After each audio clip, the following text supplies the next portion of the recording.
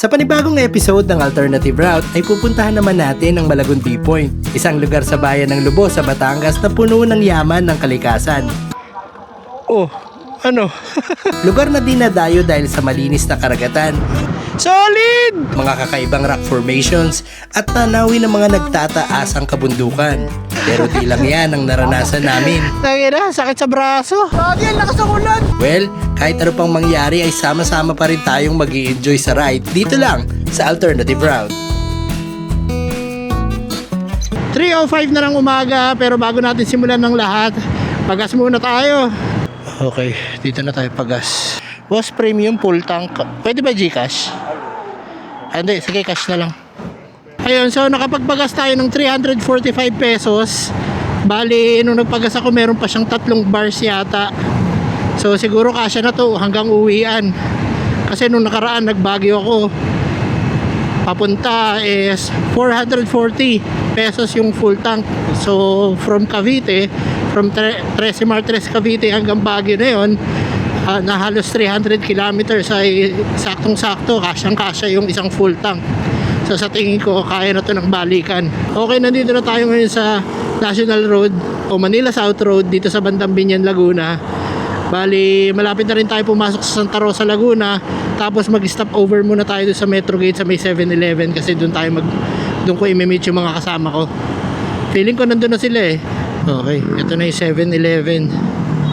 Metro Gate, Santa Rosa. Nandito na kaya sila? Wala pa. Baka nasa kabilang side. Oo nga, nandun sa kabila. Yes!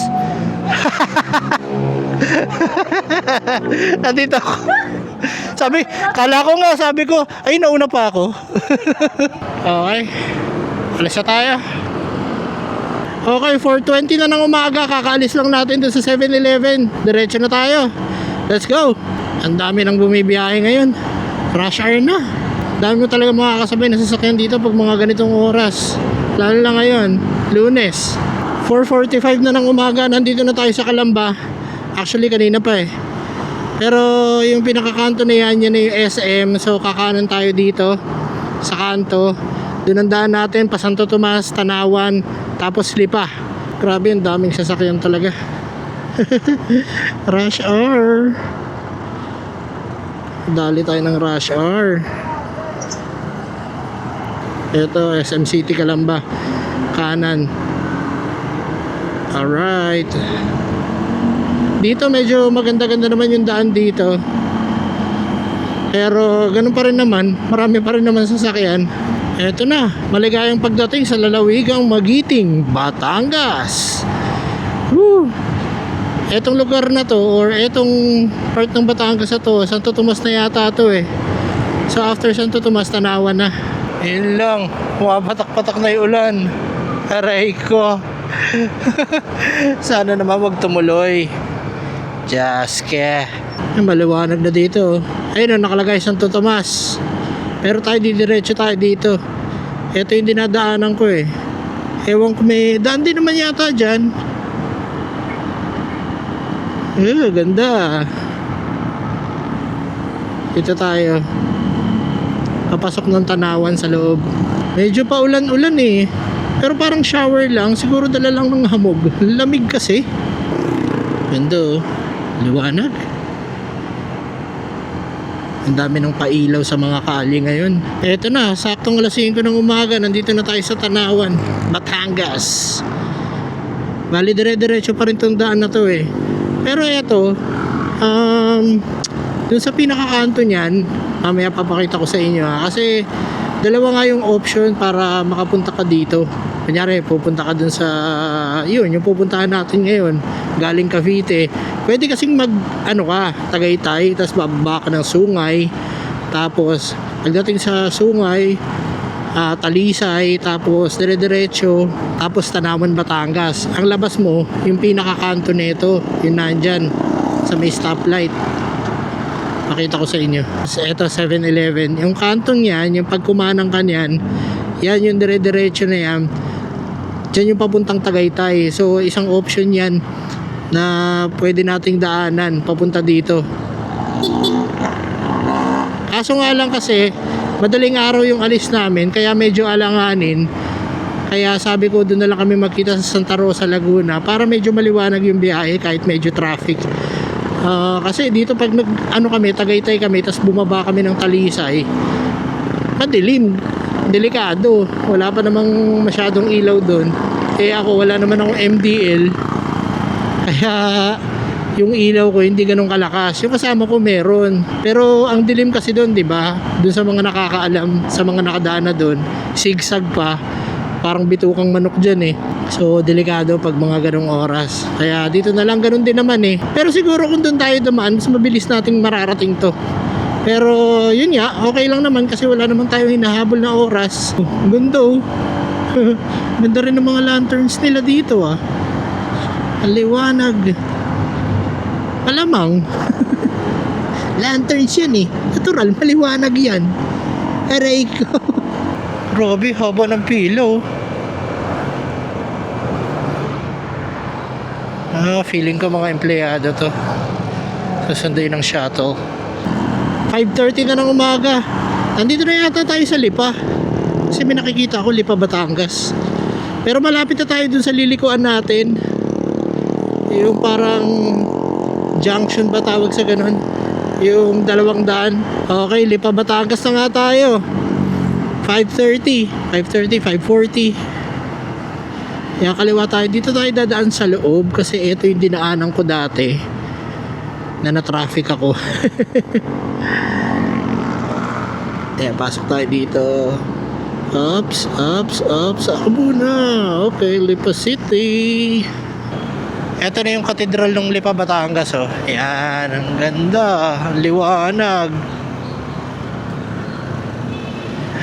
Dati nakapagsimba ako dyan nung nung nagbike ako, nagtaal loop ako gamit bike. Tapos pagdaan ko dito, nag-stop over muna ako dyan. Nagdasal lang konti, nang hingi ng lakas. Hinang-hina ako Dito talaga sa area na to masikip. Parating traffic dito. Nung huling daan ko dito, pupunta rin kami ng Lubong, Batangas nun. Grabe yung traffic dito. Tapos wala kami malusutan. Ang tagal namin dito. Sobra. Ayan, bumubuka na si Liwayway. Ay, nagbubukan Liwayway na pala. Sorry. Sa totoo lang, napakalamig guys. Hindi ko alam, para akong nasa Tagaytay na parang nasa Baguio. Grabe, ang lamig, ang ginaw. Sana ganito na lang lagi yung panahon. Oras natin ngayon, mag-aalas 6 na. Parang makulimlim dun sa dulo Ay, aray ko. Makaulanin tayo, wag naman. Sayang naman yung pinunta natin kung uulanin lang tayo. Gusto ko pa naman makapagpalipad talaga ng drone doon. Kasi nung nakaraan na punta namin sa Lubong, Batangas, papunta rin kami sa Malagundi Point. Kaso naubusan kami ng oras. Bali nakalagpas na kami dun sa Malabrigo Lighthouse. Ang problema, hapon na. So pag diniretso pa namin, mangyayari, pabalik namin, talaga kami, maaabutan kami ng dilim. Syempre, alam nyo na, doon sa daan na yun, medyo malubak, tapos wala namang mga ilaw doon. Kaya, ayun, nag-aalangan na naman ako, kaya sabi ko, balik na lang tayo. Kaya yun, hindi natuloy yung Malagundi Point namin noon. Ngayon, umaasa ako na matutuloy. Sana wag umulan, di ba? Baka naman. Ang ganda rin ng daan dito. Sakasaktuhan lang yung mga likuan. Kaya ang dami rin mabibilis Hinay-hinay lang kuya. May mga school dito. Saktong kiti. Oo nga pala nung nakaraan, nagbagyo ako, balikan, Cavite, Baguio, Baguio to Cavite. In-upload ko sa YouTube. Salamat dun sa mga nanood guys. Para dun sa mga hindi pa nakakapanood ng video na yon, lalagay ko na lang yung link sa description. Or pwede nyo rin naman i-search dun sa channel ko mismo. Madali namang hanapin nyo yung huling upload ko bago ito. Liwanag na. Oras natin ngayon 6:25 na. Magsi 6:30 na. Nandito na tayo sa Batangas City. Nandito tayo sa may bandang loob. Pero kasi Kasi nung nakaraan, di ba, nung nagpunta rin kami sa Lubo, dumaan kami dito sa Batangas City, tapos dinire-diretso namin hanggang makarating kami dun sa Monte Maria. Pero this time, iba yung dadaanan natin. Ang ganda na nung sikat ng araw, pero medyo may konting ambon eh. Siguro dala lang ng sobrang lamig. Ang lamig talaga, sa totoo lang. Pero yan, ang ganda. Ang ganda ng sikat ng araw, oh. Tignan pa natin dun. Kasi dun sa bandang dulo, makikita mo na yung mga bundok, mga puno. Ang ganda. Grabe. Ayan, oh. Hindi ko maalala kung dito rin kami dumano nakaraan. Katulad nga na sinabi ko kanina, iba yung dadaanan natin kasi ngayon hindi tayo dadaan dun sa Monte Maria, papunta dun sa Lubo, Batangas. Ang sinet ko na ruta is yung Taysan Lubo Road. Hindi pa ako nakakadaan dun eh. So first time kong dadaan dun. Hopefully okay naman yung daan. Sana. Minsan kasi may mga pa-surprise sa mga lubak-lubak, alam niyo na, lalo na pag hindi tayo familiar. Pero ay hindi, ito pala, nadaanan ko na pala to dati. Dito pala kami dumaan.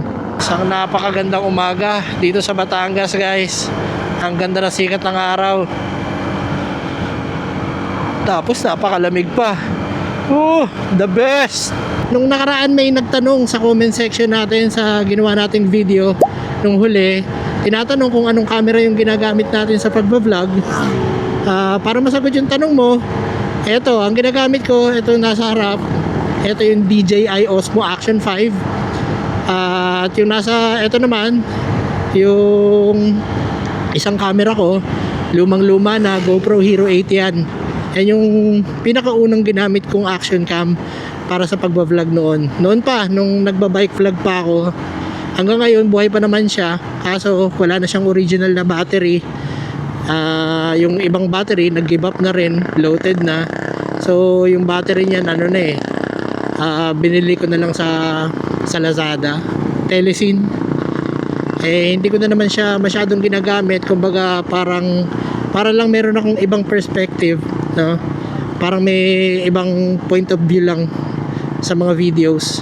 Ayun, so nag-check ako ng Google Maps at tama naman yung dinadaanan natin, dire-diretso lang tayo. Hindi ko alam kung Taysan Road na to o papasok pa lang tayo ng Taysan. Pero katulad nga na sinabi ko, ang dadaanan natin is yung Taysan Lubo Road, para ang tumbok nun, doon na tayo sa Lubo, Batangas. So hindi na tayo dadaan doon sa Monte Maria. Pero pag pauwi, siguro pwede nating daanan yung kabila para maiba naman. So depende sa mapagdidesisyonan. Ang importante makarating tayo na maayos na sa pupuntahan natin. At sana hindi ulanin. Medyo pataas na rin tayo ng pataas. At napakalamig pa rin. Grabe. Ang sarap. Feeling ko kailangan ko nang bumili ng jacket talaga. Naka-jersey lang kasi ako pag nagra-ride eh. Kasi usually 'di ba, mainit. Pag jersey kasi parang ang presko, pumapasok ng hangin sa loob. Kaso lang pag mga ganitong panahon naman, mga taglamig or pupunta ka doon sa mga lugar na napakalalamig, talaga naman overtake na nga tayo. Aray ka. Yung mga sasakyan nagka-counterflow sila dito kasi yung bako-bako, sira-sira yung nandito sa side na to. Kaya karamihan talaga nagka-counterflow para makaiwas dun sa lubak. Kaso nga lang delikado yung mga ganong style eh. Kaso nga lang risky yung mga ganon, lalo na pag sa ganitong lugar. Anyway, bahala kayo. Kanina medyo umuulan-ulan, di ba? Ngayon hindi na, okay na. Malamig pa rin, pero maliwanag na yung Ayan oh. Oh, ang ganda ng bundok. Solid. Kitang-kita yung fog sa sa taas. Grabe naman yun. Diyan kaya tayo dadaan kasi alam ko bundok yung dadaanan natin yun, yung pasigsag-sigsag dun sa mapa. So sa ngayon nakaka 104 kilometers na tayo. 104 kilometers na yung tinatakbo natin simula doon sa Cavite. At isa pa lang yung nababawas sa gasolina natin, isang bar pa lang. Ang ganda talaga ng mga bundok. Parang nangangati yung kamay ko talaga na magpalipad ng drone. Uy, nako. Hanggang dito guys, oh. Tingnan nyo yung daan sa kaliwa. Oh, sira-sira, oh. Grabe. Simula dun yan, kanina. Kaya nga sinabi ko, ang daming nag-ano talaga yan. Ang daming nagka-counterflow para iwasan tong lubak na to. Ayan na, oh. Parang merong mga ano na dito, oh. Yung mga refinery. Di ba pag dumaan ka dun sa may Monta Maria, yung papunta dun, talagang makikita mo yung mga ano, hindi ko alam kung refinery tawag dun, basta para kasing nasa ano red alert eh. Okay, so eto na yon, Taysan. Mahal kong Taysan. Pero dire-diretso pa rin naman. Sana makahanap tayo ng hihintuan natin. Ano muna tayo, pahinga tayong konti. So kung sana magkape, lamig kasi. Sana may mapagkakapean dito para makapag ano tayo, makapagpainit tayo ng konti. Marami nga rin talagang truck dito. Ito nga yung sinasabi nilang daanan talaga ng truck. Nako, salubungin mo. Walang takot yung mga tricycle driver dito. Patay kung patay. Yan, ganito magandang daan, oh. Uy, ang ganda, oh. Oh, maganda na ditong dumaan. Tapos ang ganda nung paligid. Puro bundok. Ang ganda ng bundok. Kaso nga lang, medyo umaambon-ambon na naman, pero umaaraw. Medyo magulo yung panahon. Aaraw, uulan. Sabay. Pag pupunta ka ng Lobo, Batangas, merong 3 daan eh. Una, yun dun nga sa may Monte Maria, Batangas City, Monte Maria. Tapos pangalawa, ito, yung Taysan Lobo Road. So papasok ka ng Taysan, Batangas hanggang makarating ka ng Lobo. Ito na yun. So yung daan dito, maganda yung view, puro bundok. Yung pangatlo, yun dun sa may San Juan, Laia. Yun ang hindi ko pa natatry din. So susubukan natin kapag bumalik tayo dito sa Lobo, Batangas, try natin dun dumaan. Para syempre masubukan natin lahat ng daan at syempre mapag-compare natin kung ano yung pinaka-okay para sa mga susunod na trips, diba? O kaya para dun sa mga nanonood na nagbabalak na pumunta dito sa Lobo, Batangas, makapili sila ng mga gusto nilang daan. Kasi syempre meron tayong kanya-kanyang preference eh. Yung iba gustong dumaan sa may tabing dagat, yung iba katulad ko gusto ko yung mga puro kabundukan talaga eh. Yung iba naman kahit ano, 'di ba? So para sa akin, okay na okay dito. Meron lang konting mga lubak sa umpisa, pero sa ngayon naman, karamihan, okay naman yung daan. Espaltado, meron sementado, merong tarantado. Ay, sorry. Dito nga lang, medyo mapapalabang ka sa zigzag. Kung ikaw yung tipo na taong mahilig umano, bumangking-banking, yan, try nyo dito. Mag-i-enjoy kayo, malamang. Pero mag-iingat kayo ha. Kasi baka naman kamote-kamote kayo. Mandamay pa kayo ng ibang tao. Saktan ko kayo. Grabe din talaga yung mga sigo dito pala. Oh, ito pa oh. Tas lubak. Kailangan talaga din alalay ka talaga. Kundi may kalalagyan ka. Marami din pala dumadaan dito. Hindi naman sobrang dami. Mas marami dun sa kabila. Hindi ko lang alam kung umaabot pa dito yung mga truck. Kasi dun banda sa unahan, ang daming dumadaan na truck eh. Ewan ko kung umaabot sila dito. Kasi ang aayos na nung daan dito eh, karamihan eh. Dun sa umpisa natin, parang halata mo talaga na dumadaan yung mga truck. Anyway, eto, isang siko na naman. Oops. Huwag mong kainin yung linya ko, kaya aray mo. Ayun, ang ganda ng bundok. Ang ganda dito oh. Ayan, parang nandito tayo sa gilid ng bundok. Siguro hinati lang nila to para magkaroon ng daan. Ang lalim. Ayan oh. Ito parang tinabas nila para magkaroon ng daan dito. Tapos yung kaliwang side, ito puro bundok din. Maluwag naman, 2 lane dito. Tapos may extra pang lane para sa mga naglalakad. Ito, kainan. Tingnan natin kung anong pwedeng kainin dito. Ayun, mukhang open naman eh. Ay, open po kayo? Ay, wala pa po.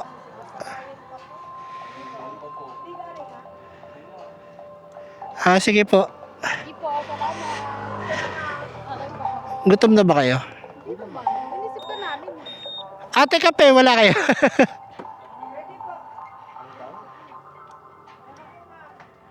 Kape meron. Tara. Meron palang kape. Pwesto na tayo. Hindi ko alam, nandito na pala kami sa Lobo, Batangas. Ito palang lugar na to, sakop na pala siya ng Lobo. Kala ko hindi pa. Ayan o, nakalagay Barangay San Miguel, Lobo, Batangas. So dito kami nag-stop over. Nagpahinga lang kami konti, nagkape. Tapos yun, kwentuhan konti. Ngayon, diretso na kami. Oras natin ngayon ay 8:30 ng umaga. So diretso na tayo ngayon. Bali, ang susunod na stopover natin siguro doon na sa Malabrigo Lighthouse. Tapos pagkatapos noon, diretso na tayo doon sa may beach.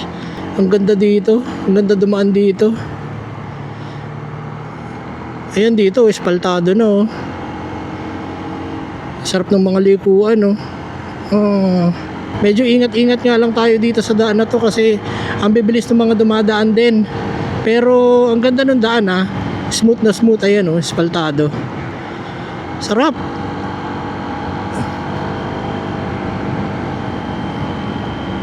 Banking. Ayan ang ganda ng view. Uy, lumagpas ako sa linya. Sorry. Ayan ito. Welcome to Lobo. Dito pa lang pala yung yung welcome to Lobo, Batangas. Pero ang gulo kasi meron nga daw sign dun sa unahan pa na nasa Lobo na kami. Saka yung kinainan namin kanina nandun sa Barangay San Miguel, Lobo, Batangas. Pero merong sign dito na welcome to Lobo. Anyway, dire-diretso pa tayo sa liku-likong daan. Sarap dito. Wala na akong ibang sinabi kundi ang sarap dito. Hindi guys, totoo lang, napakaganda ng view. Talagang mag-i-enjoy ka dito. Welcome Barangay Poblacion.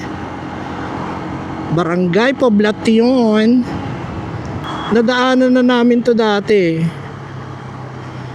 Dito kami galing yata. San ba yung daan? Diretso yata. Sir, diretso ba yung Malabrigo? Yeah. Dito ang Malabrigo, papunta dito. Diretso po dito? 7 kilometer. Okay po. Sige. Sige po, sir. Okay, thank you, sir. Dito pa, kala ko diretso doon. Thank you. Wow, ang ganda. Ang ganda ng mga bundok Uy, grabe naman yan.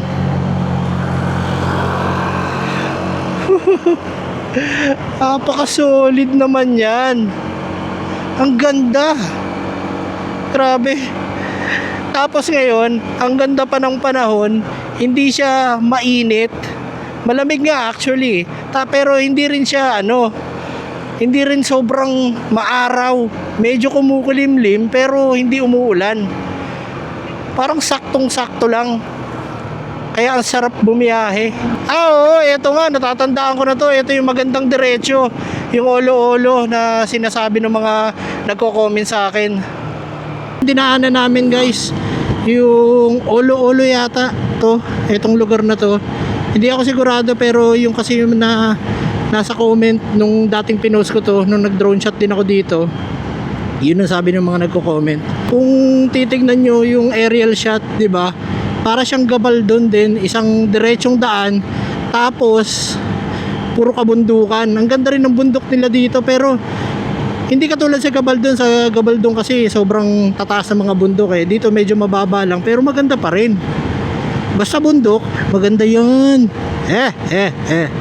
So ngayon, maghahanap na lang kami ng bibilhan namin ng pagkain kasi wala naman kaming baon. Dapat pala doon na kami bumili sa may bayan. Pero sana may madaanan pa rin kami dito. Kasi hindi ako sigurado kung merong mabibilang pagkain doon sa resort mismo na pupuntahan namin. So sana may madaanan pa kasi medyo gutom na rin. Oras natin ngayon ay mag-aalas 9 na ng umaga. Medyo malapit-lapit na rin tayo. So yun nga, ang next stopover natin doon na sa Malabrigo Lighthouse. Ito yung kasama ko, si Borg siya si Hana, naka Suzuki Bergman. Tapos yung sa harap nila, yung magkaangkas, si Mempe, saka si Borlak. Hindi ko kilala yan. Eto na guys, Barangay Malabrigo. Konti na lang, mararating na natin yung lighthouse. Ganda na dito.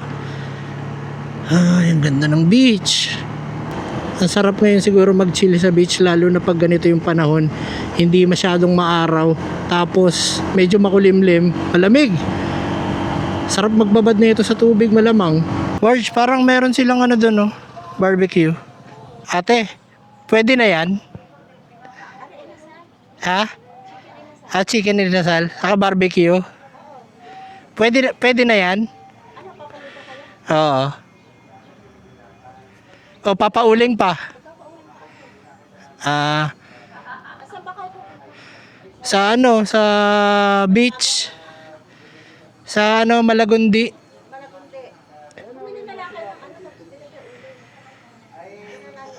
Pwede bibili na lang, tas doon na lang iihawin. Meron naman siguro ihawan doon no? Ganun daw pwede, bibili tayo tas doon natin iihawin. Ate sa Lucky 5M. Oo, doon kay Okay, so alis na tayo dito. Dito kami bumili ng mga pagkain namin sa tindahan, mga chichirya, saka kung ano-anong kailangan namin. Tapos dito kay ate, dito kami bumili ng barbecue, doon na lang namin iihawin doon sa sa resort mismo. Meron daw dong ihawan, sabi. So kaliwa lang tayo dito. Ayan, dito Malabrigo Lighthouse. May sinasuggest si ate yung dun sa tindahan, dun sa may bilihan ng barbecue, yung La Cueva na resort. Pero sabi niya hindi na raw aabot dun sa sa may Malabrigo Lighthouse. Dito lang banda. Ang nga natin, ang goal nga natin is mapuntahan yung Malagundi Point. So negative, pero magandang araw doon sa La Cueva. Saka wala daw tao ngayon kasi nga Lunes. Ayun, pero tayo dito pa rin, pupuntahan pa rin natin syempre kung ano yung goal natin. Napakatarik naman ito. Grabe ang tarik. Ayan. Ayan nagsisimula na yung medyo lubak. Pero umpisa pa lang yan. Wala pa tayo doon talaga sa sa pinaka lubak-lubak na lugar. Ito na yung papasok ng lighthouse. Pag nakita mo yung gate na yan, nandito yung lighthouse. Ayan. Daan muna tayo dito.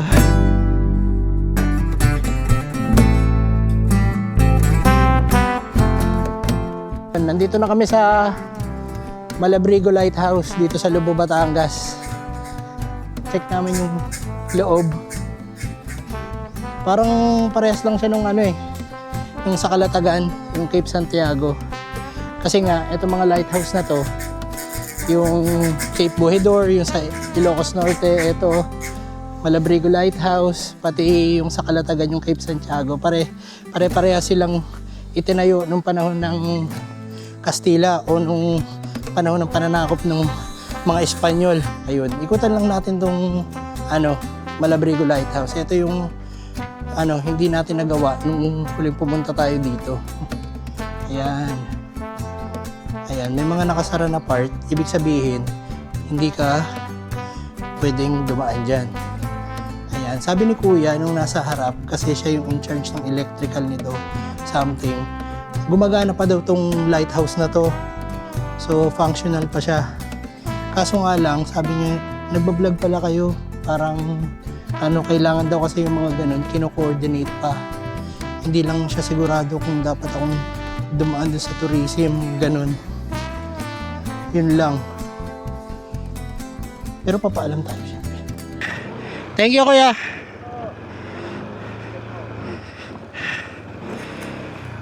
Okay, alis na tayo dito. Bali, ngayon didiretso na tayo dun sa Malagundi Point. Medyo mainit na. Mag-alas 10 na ng umaga. Nawala na yung lamig kanina. Ayun, so ito na yung simula ng ating challenge sa mga lubak-lubak. Dapat dito tayo dumaan. Ayan, ito na yun guys. Ito na yung umpisa ng lubak-lubak na daan. Welcome to Czechoslovakia. Hindi ko lang alam kung ilang kilometro tong ganitong dadaanan natin. Pero pag nandito ka na sa part na to, ibig sabihin medyo malapit-lapit ka na. Ayan, yung akala mong sementado,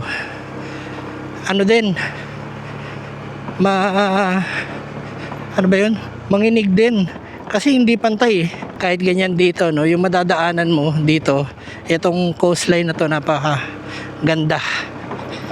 Kaya yung mga tao, yung mga bumibiyahe, mga riders, bumabalik-balik pa rin sila dito kasi nga napakaganda. Kita nyo naman, di ba? Yung dadaanan mo, tabing dagat, presko. Pero siguro syempre mas maganda kung maayos na yung daan dito para mabilis din yung biyahe. Kasi syempre pag ganitong lubak, alam nyo na, medyo mabagal tayo mandar. Yung malapit na pupuntahan mo, medyo magtatagal ka bago makarating doon dahil nga ganito yung kondisyon ng daan. Kamusta yung likod mo ka ako? Tangina, sakit sa braso.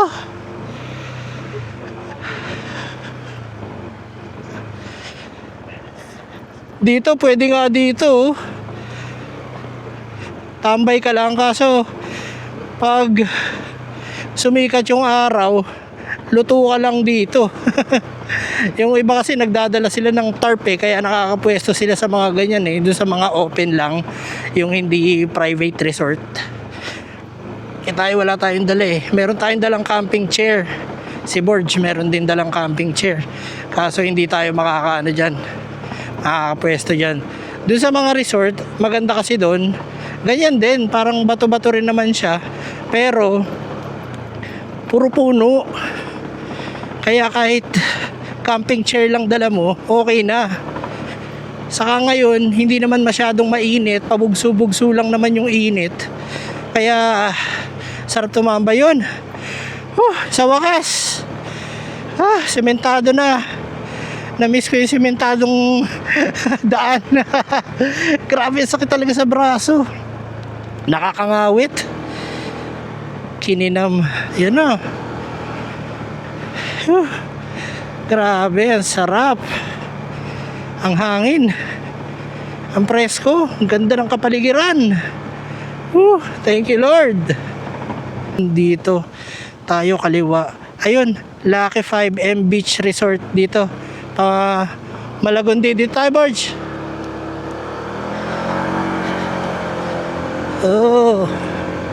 Dito pala, ito yung Hindi natin nadaanan noon kasi dumiretso kami doon tapos parang naging dead end kakahanap namin tapos ayun di namin napuntahan yung Malagundi Point tapos inabot na kami ng hapon ayun uwi pero napuntahan din namin yung Malabrigo Lighthouse noon tapos dumaan pa kami dun sa may Monte Maria kaya medyo nagtagal kami medyo hinapon kami kasi ang dami pa namin dinaanan.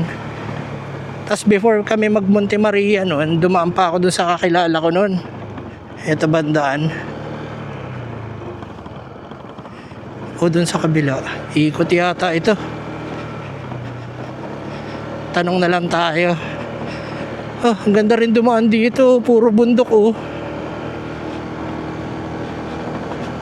Ganda oh. Holy cowboy. Ganda. Ganda ng mga bundok oh. Saka okay na din yung daan dito. Ang alam ko dati talagang ano pa to eh. Talagang off-road din, talagang lubak-lubak katulad yung dinaanan natin. Ayan na nga, lubak-lubak na dito. Tama nga yung dinaanan natin. Ayun oh, this way to Punta Verde. Meron ba nakalagay na ano? Oo, tama, dito nga. So, buti na lang may mga signage kaya hindi tayo maliligaw. Grabe. Ayun oh, ang ganda oh. Ganda ng bundok. Sigurado ako gagabihin kami. Oh, ayun oh. Oh, ang ganda. Tawira, ganda. Solid. Ang lakas ng hangin.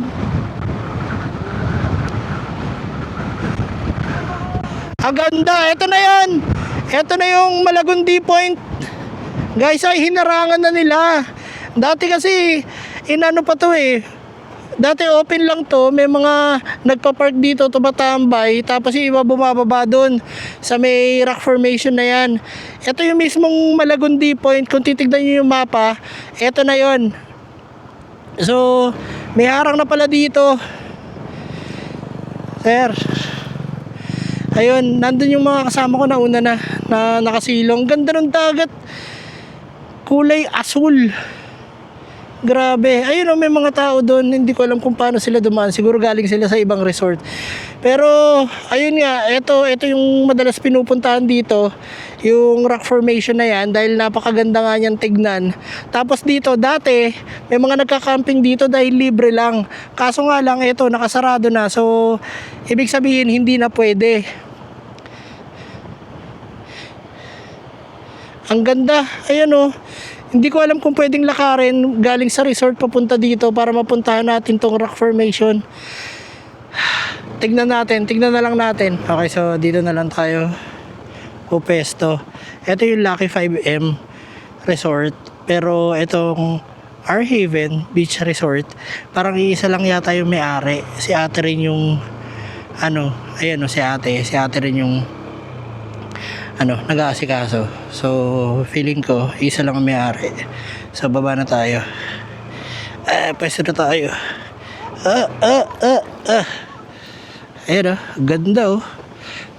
Tambay ka lang dito sa ilalim ng puno. Solid na yan. Pagdating namin ay sinetap na nga namin ang mga upuan. Nagpahinga, kaso lang, biglaan namang bumuhos ang napakalakas na ulan. Lakas ng ulan! Kahit hindi na kami maliligo sa dagat! Sa ulan na lang! 12:30 na ng tanghali, palakas yung ulan. Ang malas. Hindi kami makapag-enjoy dun sa dagat kasi ang lakas din ng alon. Kaya nandito kami, nakasilong lang kami, buti merong ganito. Di naman masyadong nagtagal ay humupa rin. Tapos sinimulan na namin mag-relax at sulitin ang mga oras na nandito kami. Yung mga ganitong klaseng lugar minsan yung kailangan natin para sa katahimikan ng isip. Iba ang epekto ng kalikasan sa atin, kaya kung may time ka, pumasyal ka rin sa mga ganitong lugar. Ayan guys, alisa tayo dito. Ang oras natin ngayon ay magti 3:30 na ng hapon. Let's go. Yung camera ko, yung GoPro, ayaw na power on. Hindi ko alam kung nalobat, hindi ko alam kung napabayaan ko. Hay. So yung pinuntahan nating resort, yung R Haven, katulad ng sinabi ko kanina, ano din siya, part din siya nung Lucky 5M. Parang isa lang din yata yung may-ari nun. Maganda yung resort. Saka ang binayaran namin is 100 pesos lang para sa day tour. Iba din yung rate nung overnight. Hindi ko na rin natanong kasi syempre hindi naman ako mag-overnight or hindi naman kami mag-overnight. At hindi ko rin alam kung magkano yung tent pitching. Yun na lang yung aalamin natin sa susunod kung makakabalik tayo dyan, kung magka-camping tayo. Pero yun, kung day tour lang naman kayo, kung tatambay lang kayo sa dagat, maliligo, mag-i-enjoy, kakain, food trip, ganyan, pwede dyan sa R Haven or Lucky 5M. Maganda yung resort, malinis, pati yung CR, sobrang linis. Okay, nandito pa rin tayo sa Lubao, Batangas at tapos na tayo dun sa part na mahirap, yung mga lubak-lubak. Grabe, ang pinagdaanan natin, papunta at pauwi, pero definitely nag-enjoy tayo sa pinuntahan natin, guys. Solid, ang ganda ng lugar, ang ganda ng beach, sobrang nag-enjoy kami ng mga kasama ko. Ayun, marami pa tayong mga mapupunta na ganyan lugar, kaya abang-abang na lang kayo sa susunod na video. Magkita-kita tayo sa daan! Be safe! Woo!